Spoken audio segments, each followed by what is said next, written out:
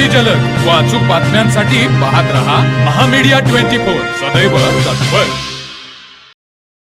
गडहिंग्लज तालुक्यातील हुनगिनहाळ येथे एका विहिरीत पडलेल्या चितळाला वन विभागाने धाडसी मोहीम राबवून जीवदान दिले।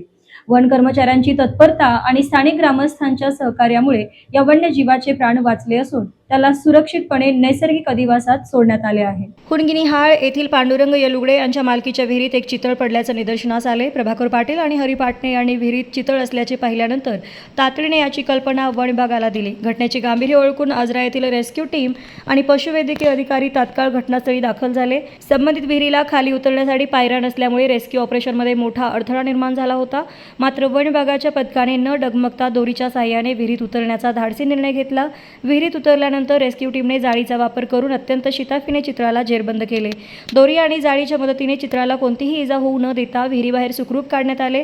बाहेर काढल्यानंतर पशुवैद्यकीय अधिकाऱ्यांनी चितळाची वैद्यकीय तपासणी केली। चितळ पूर्णपणे सुदृढ असल्याचं खात्री पटल्यानंतर वन विभागाच्या मार्गदर्शनाखाली त्याला आजरा परिसरातील जंगलात नैसर्गिक अधिवासात मुक्त करण्यात आले। या मोहिमेमुळे वन्यजीव प्रेमींमधून समाधान व्यक्त होत असून हुनगिनहाळ परिसरातील ग्रामस्थांनी वन विभागाच्या या तत्परतेचे आभार मानले आहे। तर मग चला सबस्क्राईब करायला विसरू नका महामीडिया 24 न्यूज चॅनलला। महामीडिया 24 सदैव तत्पर।